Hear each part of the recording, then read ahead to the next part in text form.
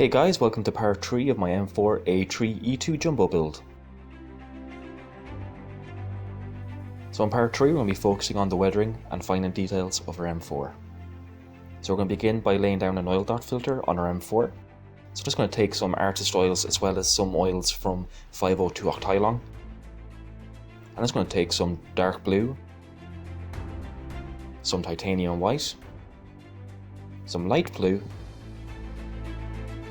yellow ochre and sap green, and these are going to be the main colours for our palette. I've also gloss coated our M4 just to ensure that we have a nice glossy surface to work on as well as to protect the paint. And I'm just going to start by applying a very thin coat of Artist's White Spirit, to which we're going to lay our various dots on top of.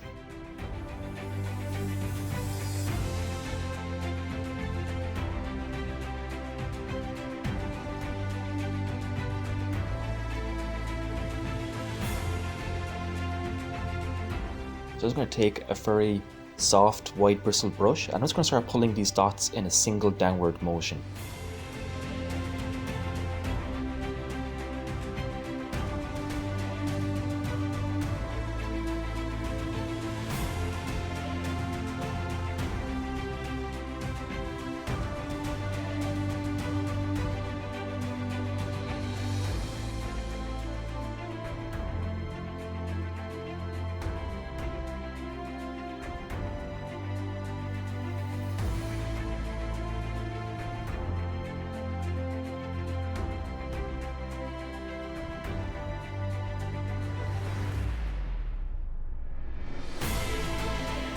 So this effect can come across very garish and stark at first.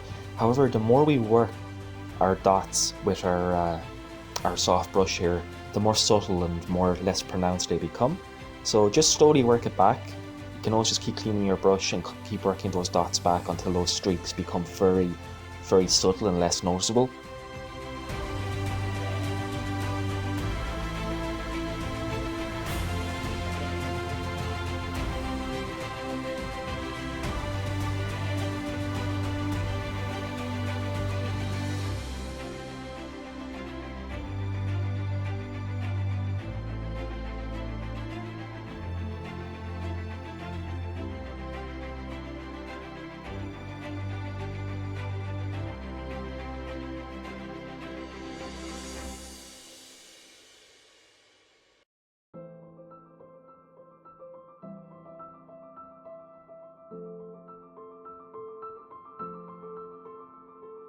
So now we're going to do the same to the transmission cover. Just taking random dots and just using a cocktail stick to apply all these dots and just randomizing the colours, adding a bit of blue, a bit of yellow ochre, dots here and there. And I'm just again focusing on all the vertical surfaces of our M4.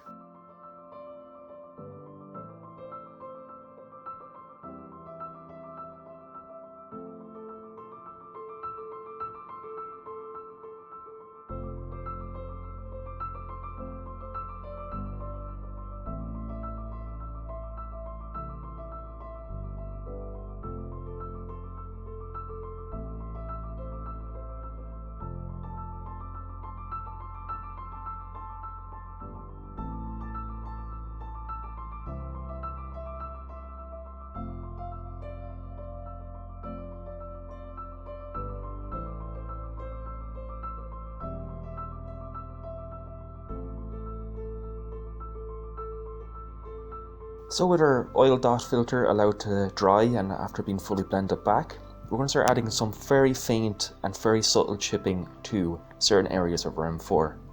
So things to bear in mind when working with Shermans or any other allied vehicles that have olive drab as their main colour is that olive drab, as far as wartime paints were concerned, was an immensely hard wearing paint.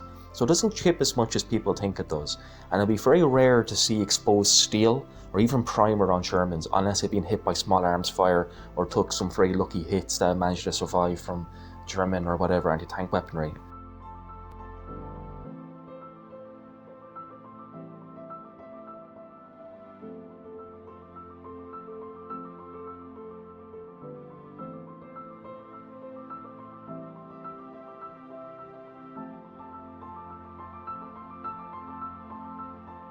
So I'm just going to take some Vallejo model colour German camo black brown. And I'm just going to take a very fine bristle brush, in this case it's a Winsor & Newton 00, and I'm just going to focus on some of the leading elements of our turret roof here. Really just going to focus around hatches, any places where the crew would be walking quite a bit, and I'm also just going to focus on the hull for the most part, just on where the two hatches for the co-driver and driver are located.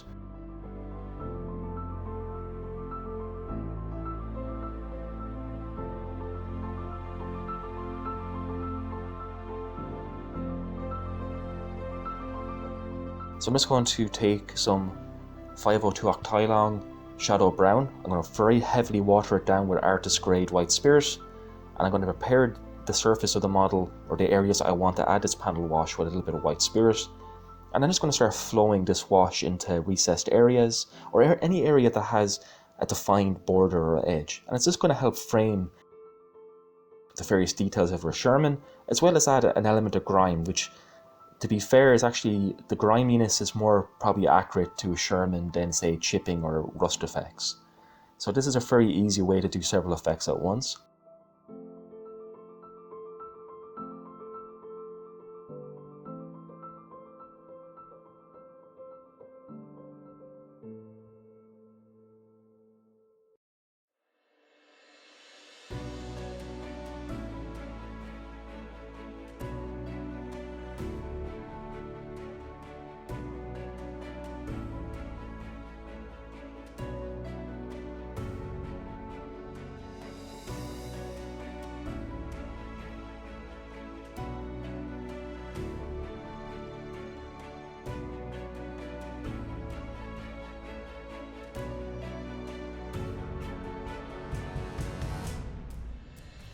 So you can see this effect can be a little bit messy, however not to worry, with oil paints are very forgiving. And I'm just going to wipe away any excess or any areas I don't like, just with a cotton swab here. You can either allow the wash to dry, or like I've done, I've just left it to stand for a few minutes and then I'm just going to remove the excess. Again, the residue creates a nice kind of oily griminess that I quite like for my Shermans.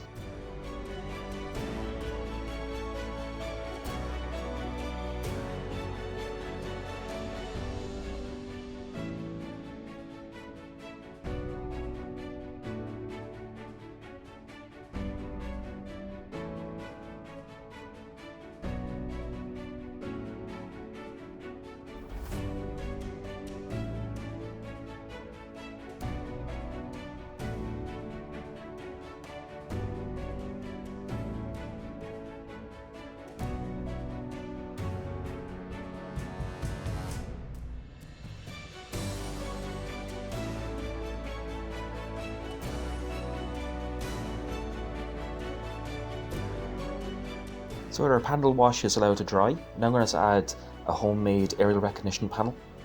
Now I'm going to have a full tutorial video on how I make these, as these are very prevalent on US armoured vehicles from World War II.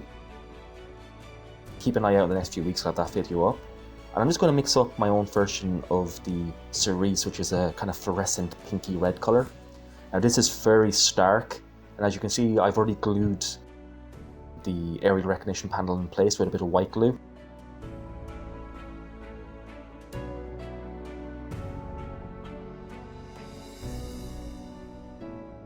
Now to help diffuse this colour, because it is very bright, I'm just going to take some oils. In this case I'm really just going to take some yellow ochre. I don't really land up using the titanium white at all. And I'm just going to start working that colour in and blending it back with a brush that's been moistened in white spirit, just to try to diffuse it a little bit. Now it should be stark, you know, these were somewhat reflective, they were designed to draw attention, though they are by their nature an eyesore in a model, so we kind of wanted to keep it vibrant but not make it to the point where it detracts from all your work. So there's a little bit of back and forth and subtle weathering just to make it blend into your model.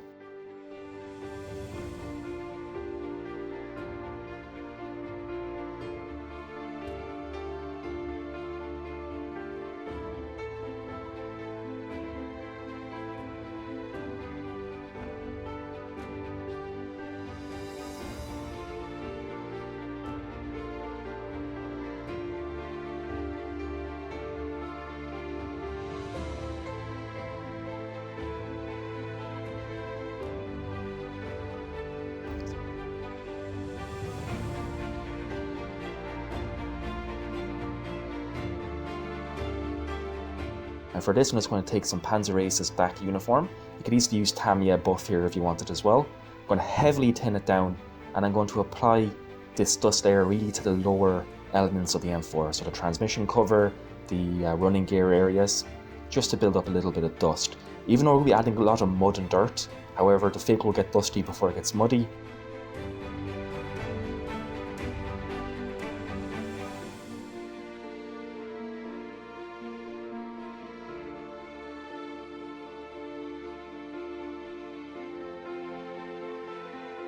So now I'm going to start working on the tracks. Now, track painting is probably one of the things I hate the most with armour modelling, but it has to be done. So I'm just going to be using a little bit of Tamiya paints for this. So I'm going to be using German Grey and NATO Black, a 50-50 mixture, to make the base colour for our tracks here.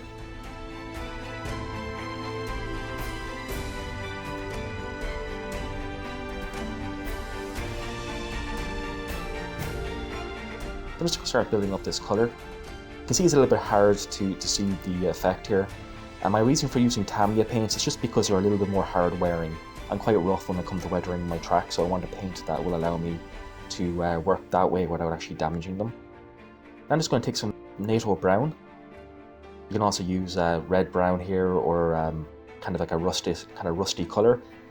The thing is though, don't lose the dark grey of these tracks if you can avoid it. No, they're not really steel tracks, so they're not going to weather up like how German tracks do.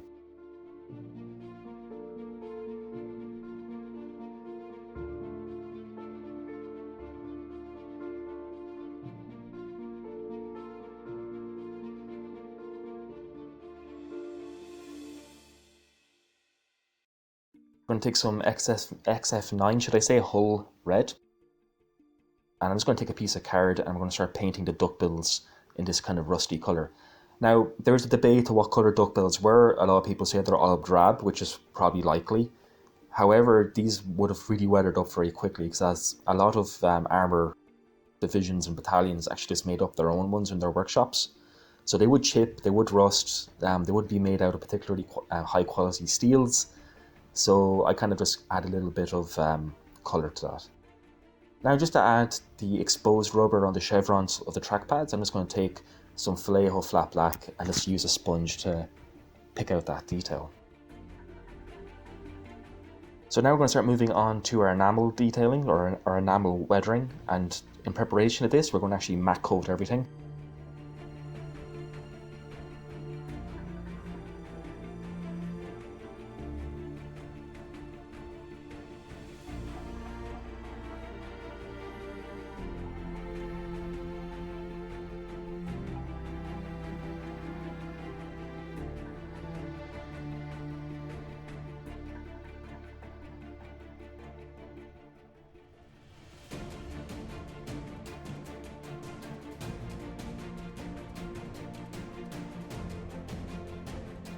So to add our earth and mud effect, we're going to be using enamel washes from AK. So I'm going to start off by using their earth effects, and we're going to be mixing this with a small shot glass of plaster of Paris, and that's going to give us our mud or dirt texture.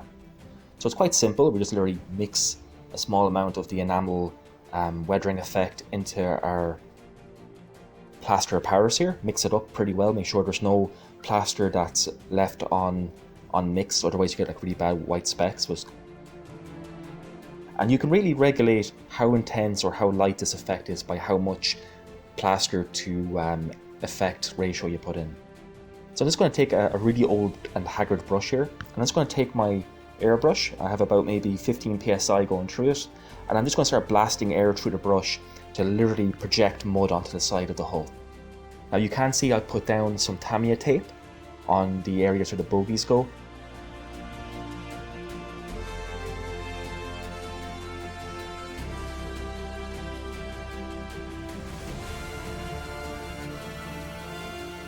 I'm going to do exactly the same with our damp earth effects. So the thing to bear in mind with mud is the fresher the mud, the darker it is. So you actually go from lighter to dark. So it's kind of like a reverse highlight order, if you like. So you just have to kind of get into that mindset and just slowly start doing the effect in reverse. So your darkest colour will be your last colour when it comes to mud.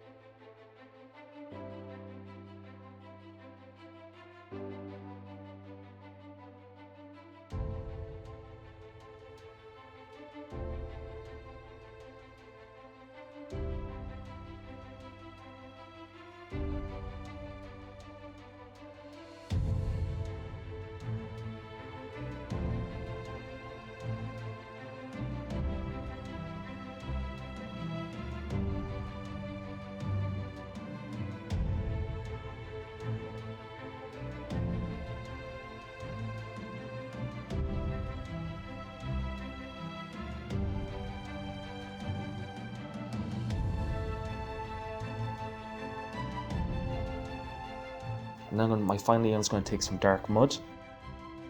In this case I'm really just going to use it directly out of the bottle. I'll just make sure I mix it up pretty well. And I'm just going to start painting it in to the center of these darker mud areas, and that's going to kind of simulate very fresh mud that's been splashed up onto the side of the tank.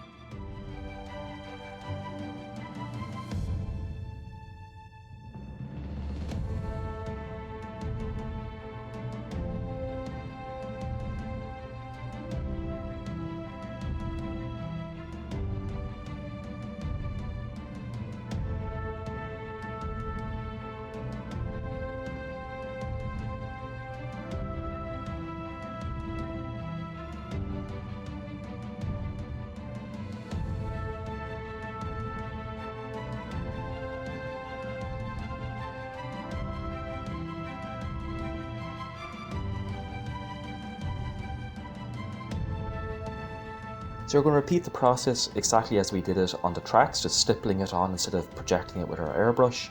And it's going to take our various colours. I mixed them all up individually in small shot glasses, so I have plenty on hand just to start building up this effect.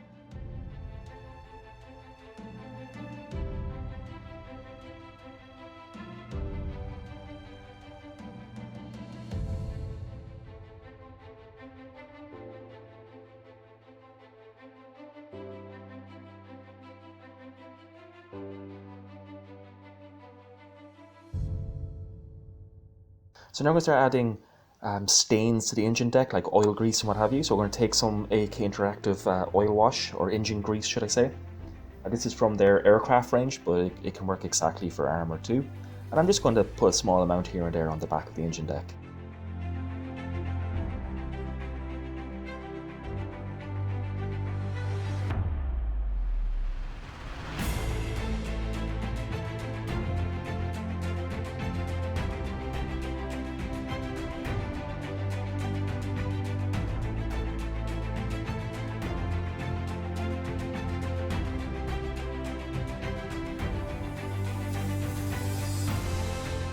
So they replicate some gasoline or petrol streaks on the fueling cap. So I'm just going to take some kerosene from their aircraft range again. It's not entirely the correct colour for this, but it's pretty close, at least for what I wanted to do. And I'm just going to pool this around areas of where the fuel filler caps are. And yes, I know that's the coolant filler I'm doing now, but you know, it still has a similar effect.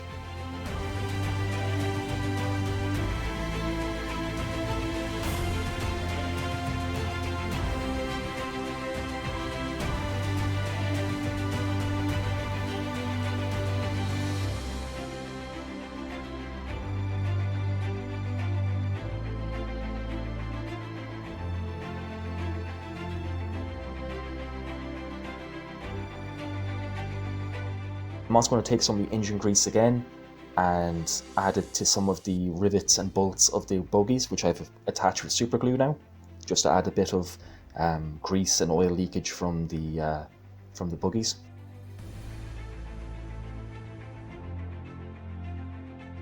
And then the final details, we're just going to add the commander's or the third 50 cal machine gun, as well as the commander's hatch.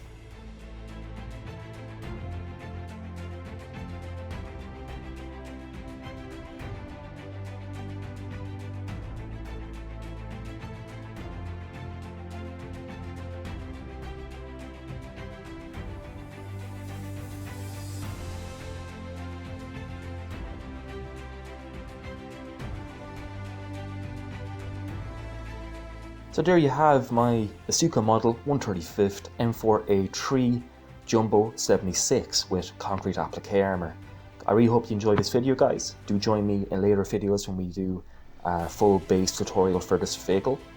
And I want to say a big thank you to my patrons whose support really helped me keep this channel going and keep maintaining this outflow of videos.